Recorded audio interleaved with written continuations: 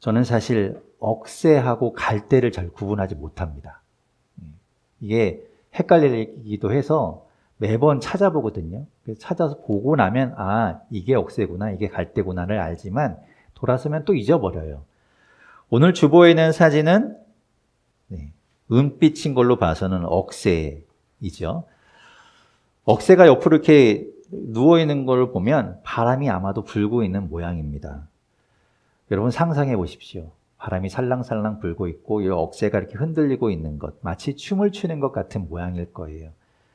하지만 가끔은 강한 바람이 불어와서 이 억새를 꺾어버릴 것 같은 그런 기세로 몰아칠 때도 있겠지요. 그렇게 바람은 억새를 가만두지 않습니다.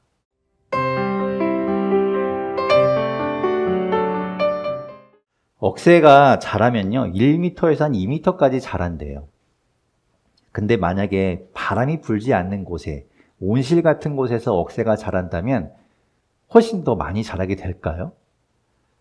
유전적으로 정해져 있다고 하면, 그래서 기껏 커봐야 2m 정도라고 한다면, 그래도 온실 속에서 바람 없이 스트레스 없이 크면 그래도 좀 튼튼하게 잘 자랄 수 있지 않을까요?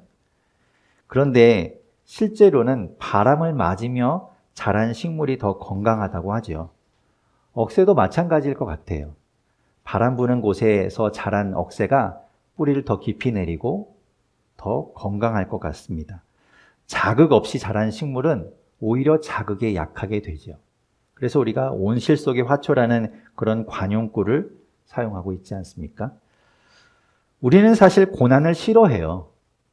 고난을 좋아하는 사람은 없습니다. 나에게 고난을 더 달라고, 더 큰 고난을 달라고 하는 사람은 없죠. 피하고 싶어 해요. 될 수 있는 대로 고난이 없는 삶을 살고 싶어 합니다. 고난을 즐겨라. 아프니까 청춘이야. 이런 말은 사실 고난이 없을 것, 고난을 피해서 살아갈 것에 대한 이야기라기보다는 어차피 당한 고난, 그 고난을 어떻게 해석하고 어떻게 바라볼까, 그것에 대한 이야기일 거예요. 그 말 속에 담겨 있는 뜻은 그래, 고난은 어쩔 수 없는 거야. 누구나 당하는 것이 고난이야. 라는 뜻이 숨어져 있겠지요. 고난은 피할 수 없으니까, 누구에게나 고난은 찾아오는 것이니까 어차피 당할 것 기왕이면 긍정적으로 생각해 보자 라고 해서 즐길 수 있으면 즐겨라. 그것이 너를 성장시킬 거야 라고 말하는 것이겠죠.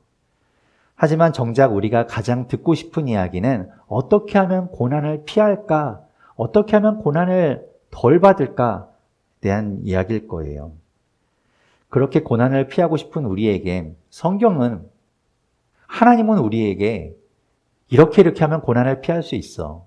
이렇게 살아가면 고난 없이 살 수 있어 라고 말씀해 주면 좋을 텐데, 오늘 말씀해 보면 오히려 그리스도인에게는 추가로 고난이 더 있다고 이야기해요.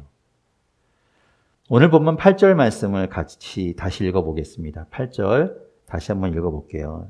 함께 읽겠습니다. 시작. 그러므로 그대는 우리 주님에 대하여 증언하는 일이나 주님을 위하여 갇힌 몸이 된 나를 부러워하지 마시고 하나님의 능력을 힘입어 고난을 위하여 함께 겪으십시오. 아멘. 사도 바울은 디모데에게 이 고난받는 일에 자기와 함께 동참하라고 이야기해요. 바울이 무슨 고난을 받고 있을까요? 우리가 지난주까지 보았던 말씀은 디모데 전서였어요. 오늘은 디모데 후서로 바뀌었습니다. 아직 눈치를 못 채셨다면 디모데 후서를 보고 있는 거예요. 디모데 전서는 어떤 거였냐면 바울이 에베소에 남아서 이제 목회를 하게 되는 디모데에게, 그 디모데를 걱정하면서 자신은 유럽 대륙에 해당하는 마케도니아로 갈 때 이 남아있는 디모데를 걱정해서 쓴 편지가 디모데 전서였어요. 바울은 전도 여행을 하는 중이었죠. 그가 전도 여행을 하고 있었지만 그 전도 여행이라는 것이 결코 쉬운 일이 아니었어요. 그 곳을 일일이 다 찾아다니는 그 여정이, 그 길이 너무나 위험한 길이었거든요. 도보로 다녀야 하는 그 길이 힘든 길이었습니다. 때로는 배를 타지만 배도 풍랑을 만나서 좌초될 위기에 놓이기도 했으니까요. 그렇게 힘들게 도착한 도시에서 예수님을 전해도 사람들은 그 예수님을 곧바로 다 받아들이는가 하면 그렇지 않았어요. 오히려 예수님을 전하는 바울을 핍박하기도 했고요. 오해해서 바울에게 해를 가하는 사람들도 있었습니다. 바울에게 고난은 늘 따라다니는 일이었어요. 전도 여행 중에도 마찬가지였죠. 그런데 오늘 우리가 보고 있는 디모데후서는 이야기가 또 다릅니다. 디모데 전서를 썼을 때로부터 몇 해의 시간이 더 흘렀을 때예요. 바울은 지금 어디에 있는가 하면 로마에 있는 감옥에 갇혀 있습니다. 그래서 우리가 8절을 읽었을 때 이야기하지만 갇힌 몸이 되었다라고 이야기하잖아요. 사도행전의 마지막 장은 28장입니다. 그 28장에 보면 사도 바울이 로마에 가게 돼요. 그가 그토록 로마에 가서 복음을 전하는 것을 애원하고 있었는데 그 로마에 가게 됩니다. 어떻게 가게 됩니까? 죄인의 신분으로 가게 돼요. 그래서 로마 황제에게 재판을 받기 위해서 로마에까지 가게 됩니다. 아직 재판을 받기 전이었기 때문에 28장에 보면 그가 경비병이 한 사람 자기를 지키는 가운데서 집에서 생활할 수 있게 돼요. 그러다 보니까 많은 사람들이 자유롭게 왕래하고 그 가운데서도 하나님의 이야기를 전하고 예수님의 이야기를 전하면서 복음 전하는 사역을 할 수 있게 되었습니다. 하지만 오늘 우리가 보고 있는 디모데후서는 그때와는 또 다른 상황에 놓여있는 바울을 보게 됩니다. 바울은 로마에 있는 지하 감옥에 갇혀 있어요. 지하에 있는 감옥이에요. 우리도 지하인데. 네. 지하에 있는 감옥에 갇혀 있는 겁니다. 그리고 바울의 몸 상태도 그렇게 좋지 않았어요. 바울은 이미 나이가 많이 들어서 몸은 또 노쇠해서 여러 가지 고난을 겪으면서 성한 곳이 없는 상태로 있었지요. 디모데후서는 바울의 마지막 편지라고 전해지고 있습니다. 이 편지를 마지막으로 바울은 순교하게 돼요. 그런 상황에 있는데, 그런 고난 가운데 있는데, 진짜 어떻게 보면 고난 중에 고난이라고 부를 수 있는 상황 가운데 있는데, 바울은 디모데에게 자신과 함께 고난에 참여하라고 말하고 있는 겁니다. 왜 그런가 하면 복음에는요, 그리스도인으로 살아가는 것에는 반드시 고난이 따르기 때문이에요. 그 고난을 피하려면 이상한 얌체 그리스도인이 되거나 아니면 그리스도인이 되기를 포기해야 할 수 있습니다. 만약 내가 알고 있는 그 복음, 내가 그리스도인으로 살아가는 것이 그렇게 특별한 것이 아니고 별거 아니라면 포기하면 되잖아요. 그거 뭐 안 하면 되지 라고 생각할 수 있는데 그런 것이 아니에요. 우리가 손절한다고 이야기하지만 그렇게 할 수 있는 일이 아닙니다. 복음은 절대로 그렇게 가벼운 것이 아니고 그리스도인으로 살아가는 것이 그렇게 하찮은 일이 아니에요. 왜 그럴까요? 오늘 본문 9절과 10절에 이렇게 이야기하는데요. 우리 같이 9절, 10절 읽어보겠습니다. 함께 읽겠습니다. 시작. 하나님께서 우리를 구원해 주시고 거룩한 부르심으로 불러주셨습니다. 그것은 우리의 행실을 따라 하신 것이 아니요 하나님의 계획과 은혜를 따라 하신 것입니다. 이 은혜는 영원 전에 그리스도 예수 안에서 우리에게 주신 것인데 이제는 우리 구주 그리스도 예수께서 나타나심으로 환히 드러났습니다. 그리스도께서는 죽음을 패하시고 복음으로 생명과 썩지 않음을 환히 보이셨습니다. 아멘. 여러분, 우리가 그리스도인으로 살아가는 거는요, 하나님이 이미 영원 전에 그런 것을 정해 놓으셨다는 거예요. 우리가 그렇게 살아갈 수 있도록, 우리가 그리스도인이 될 수 있도록 계획하셨고요. 그래서 우리를 부르셨다고 이야기합니다. 상상할 수도 없죠. 시간이 있기 전부터 하나님은 계획하고 계셨대요. 우리를 그리스도인으로 부르기 위해서. 우리가 어쩌다 보니까 뭐 살다 보니 어떻게 뭐 전도를 받아서 어떻게 살다 보니 뭐 그리스도인이 되었다라고 생각할 수 있지만 그 모든 것은 하나님이 계획하고 계셨다는 거예요. 내가 그리스도인이 되기 위해서 뭔가 해서 얻은 것이 아니라 하나님이 온전히 은혜로, 오로지 하나님의 은혜로, 하나님의 선물로 우리에게 주어진 것입니다. 그 계획이 그리스도 예수 안에서 나타났어요. 그리스도 예수로 이 땅에 보여졌어요. 우리가 그렇게 구원받고 지난주에 이야기한 것처럼 하나님의 사람이 되었습니다. 이게 좋은 걸까요? 나쁜 걸까요? 어떤 것 같으세요? 당연히 좋은 일이겠죠. 우리에게 뭐 해야 될 거 없잖아요. 그죠? 하나님이 우리를 구원해 주셨다니, 우리가 그걸 받아들이기만 하면 된다니 좋은 일이라고 생각되지요. 그래서 우리가 이 소식을 가지고 복음이라고 이야기하는 거예요. 복음이 복된 소리라는 뜻인데 얼마나 복된 소식입니까? 그래, 우리가 그렇게 구원을 받은 거구나, 그렇게 선물을 받은 거구나. 그런데 여러분 생각해 보십시오. 이 구원이 참 좋은 일이라고 그렇게 마냥 여길 것이 아니에요.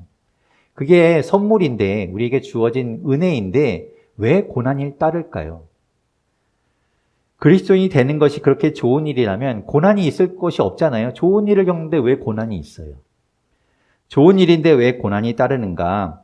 9절에서 말씀하듯이 하나님이 우리를 거룩한 부르심으로 불렀기 때문에 그래요. 이 말씀을 조금 더 쉽게 번역한 성경이 있는데, 영국의 성공회 사제이고 신학자인 J.B. 필립스라는 분이 번역한 필립스 신약 성경이라는 성경이 있어요. 그래서 거기에는 어떻게 번역되어 있는가 하면 제가 읽어볼게요. 9절을 이렇게 번역합니다. 그분은 우리를 모든 악에서 구원하시고 거룩하게 살라고 부르셨다. 우리가 하나라도 자격이 있어서가 아니라 그분의 목적이 있기 때문이지. 그 목적을 이루려고 그분은 시간이 존재하기도 전에 그리스도 예수 안에서 우리에게 은혜를 주기로 계획하셨다. 이렇게 이야기해요. 우리를 뭐 하라고 불렀다고요? 거룩하게 살아가라고 불렀다는 거예요. 거룩하게 살아가라고. 지금까지 우리가 살아가고 있던 방식과는 다르게, 세상 사람들이 사는 것과는 다르게 살아가라고 우리를 불렀다는 겁니다. 우리는 이 땅에, 지금 우리가 살고 있는 이곳에서 하나님의 나라를 이루면서 살아가라고 불러줬다는 거예요. 그것이 거룩한 삶이고 거룩하게 살아가는 일입니다. 그것은 지금 우리가 살고 있는 이 땅에 있는 나라들을 다 전복하고 뒤집어 엎고 혁명을 일으키고 사회적인 어떤 변혁을 일으키는 그런 일이 아니에요. 어떻게 하면 하나님의 나라를 이 땅에 이루면서 거룩하게 살아가는가? 그것은요, 사랑을 하며 살아가는 겁니다. 주님이 우리에게 그 얘기 하셨어요. 사랑하라고 하셨거든요. 예수님이 우리에게 보여주신 것처럼 우리도 그 사랑을 행하면서 다른 사람들을 사랑하면서 살아갈 때 하나님의 나라가 이 땅 가운데 이루어지는 거예요. 우리가 그 하나님의 나라를 이루면서 살아가는 거예요. 그게 바로 거룩하게 살아가는 거고 다르게 살아가는 방식입니다. 우리는 사랑을 행하며 다르게 살아가는 사람으로 이 땅에 불려졌다는 거예요. 그것이 우리가 그리스도인이 되었다는 이야기예요. 그렇게 살아야 돼요. 그것은 좋은 일이죠. 그런데 그렇게 바르게 가치 있게 살아가는 그것을 세상은 가만두지 않아요. 그렇게 다르게 살아가는 우리를 향해서 세상은 우리를 자꾸만 그렇게 못 살도록 만듭니다. 그건 어리석은 일이라고 말해요. 부끄러운 일이라고 이야기합니다. 바울이 8절과 12절에 그런 것들을 세상이 자기를 어떻게 여기든지 나는 그것을 부끄러워하지 않는다라고 말하는 것을 보면 세상 사람들은 그것을 바라보면서 부끄럽게 여겼다는 거예요. 왜 저런 일을 하지? 왜 저렇게 살아가지? 에이, 바보 같은 일이야. 저건 너무 부끄러운 일이야 라고 생각했다는 말이에요. 바울은 예수님을 전하고 그렇게 교리만을 전했던 사람이라고 우리가 생각하기 쉽지만 바울이야말로 정말 사랑을 전했던 사람입니다. 사랑의 사람이었어요. 그의 삶에서 사랑을 빼놓을 수가 없었어요. 고린도전서 13장 1절에서부터 3절 그리고 13절을 우리 한번 자막을 통해서 같이 한번 읽어볼게요. 같이 자막을 통해서 앞에 있는 자막을 보시면서 같이 읽어보겠습니다. 시작. 내가 사람의 모든 말과 천사의 말을 할 수 있을지라도 내게 사랑이 없으며 울리는 징이나 요란한 꽹과리가 될 뿐입니다. 내가 예언하는 능력을 가지고 있을지라도 또 모든 비밀과 모든 지식을 가지고 있을지라도 또 산을 옮길 만한 모든 믿음을 가지고 있을지라도 사랑이 없으면 아무것도 아닙니다. 내가 내 모든 소유를 나누어 줄지라도 내가 자랑 삼아 내 몸을 남겨줄지라도 사랑이 없으면 내게는 아무런 이로움이 없습니다.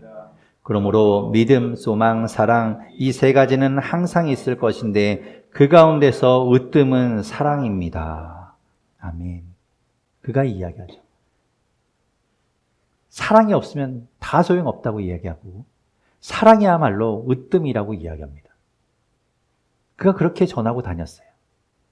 예수님만을 이야기하고 당신들의 교리가 잘못되었다. 예수 믿어야 한다. 라고 강압적으로 이야기하는 것이 아니라 그의 삶을 통해서 그가 받은 그리스도의 사랑을 실천하며 살았던 겁니다. 그에 반해서 세상은 뭐라고 이야기하는가 하면 자기를 사랑하라고 이야기해요. 나야말로 세상에서 가장 소중한 사람이니까. 나 중심으로 세상은 돌아가니까 너를 사랑해라. 나를 사랑하라고 이야기합니다. 그렇기 때문에 나를 위해서 쾌락을 쫓는 것 당연한 거고요.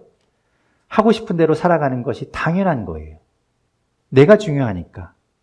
내가 나를 사랑해야 하니까. 이웃을 사랑하라고 말하지 않아요. 내가 먼저예요. 그래서 예수님의 말씀인 사랑을 행하며 살아가는 것이 어려운 일이기도 하고 그것이 너무 바보 같아 보이기도 하는 겁니다. 바울은 그럼에도 불구하고 사랑을 행하며 사랑을 실천하며 살아가는 그 삶이 믿음이 있기 때문에 그것을 감당할 수 있었다라고 이야기해요. 바울이 가는 곳마다 하나님이 그리스도 예수 안에서 그를 구원하시고 하나님의 자녀로 삼으셨다고 전하고 다닐 때 하나님이 자기를 지켜주고 있다고 하나님이 자기와 함께하고 있다는 그 믿음 때문에 그 모든 일들을 할 수 있었다고 이야기해요. 하나님의 자녀가 된 우리가 이 땅에서 사랑을 행하면서 하나님의 나라를 이루어갈 때 우리 힘으로는 그것이 불가능할 수도 있어요. 다른 사람들이 그걸 이상하게 여기면 우리는 위축돼요. 내가 하는 게 좀 이상한가? 내가 하는 게 잘못되어 보이나? 그러면서 자꾸 위축되다 보면 안 하게 됩니다. 하나님이 우리에게 힘을 주시는 거예요. 하나님이 우리와 함께 하셔서 그것을 가능하게 하세요. 우리 힘만으로는 어렵지만 주님이 우리와 함께 하시기 때문에 이 땅에서 우리가 그리스도인으로서 사랑을 실천하며 살아갈 힘을 얻게 되는 거예요. 오늘 본문 13절, 14절을 같이 한번 읽어볼게요. 바울이 이렇게 이야기합니다. 13절, 14절 같이 읽어보겠습니다. 시작. 그대는 그리스도 예수 안에 있는 믿음과 사랑으로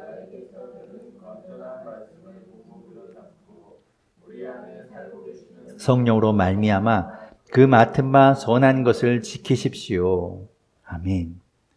그리스도 예수 안에 있는 믿음과 사랑으로 그리고 우리 안에 살고 계시는 성령으로 또한 8절에서 이야기한 것처럼 하나님의 능력을 힘입어서 고난이 있겠지만 고난이 없을 수 없어요. 당연히 있을 거예요. 부딪힘이 있을 겁니다. 그리고 방해가 있을 거예요. 사람들의 조롱이 있을 거예요. 그렇게 살면 안 돼. 왜 그렇게 바보같이 사니? 라는 말을 들을 거예요. 하지만 그리스도인으로서 이 땅에서 사랑을 행하며 하나님의 나라를 이루어 가는 것 하나님이 우리와 함께 하시기 때문에 가능하다고 이야기합니다. 온실 속에서 아무런 자극 없이 자라는 억새가 아름다운 것이 아니라 들판에서 온갖 바람을 맞으면서도 그 모든 바람을 이겨내고 서 있을 때 진정으로 억새는 아름답게 보이겠죠.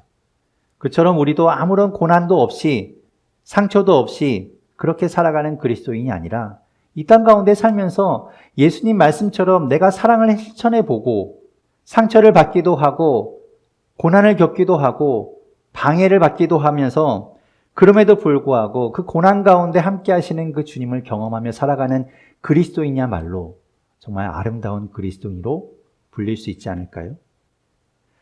고난은 싫지요. 저도 싫어요. 저도 고난받기 싫어요. 하지만 싫지만 그 고난을 통해서 우리는 빛나는 그리스도인으로 살게 되는 겁니다.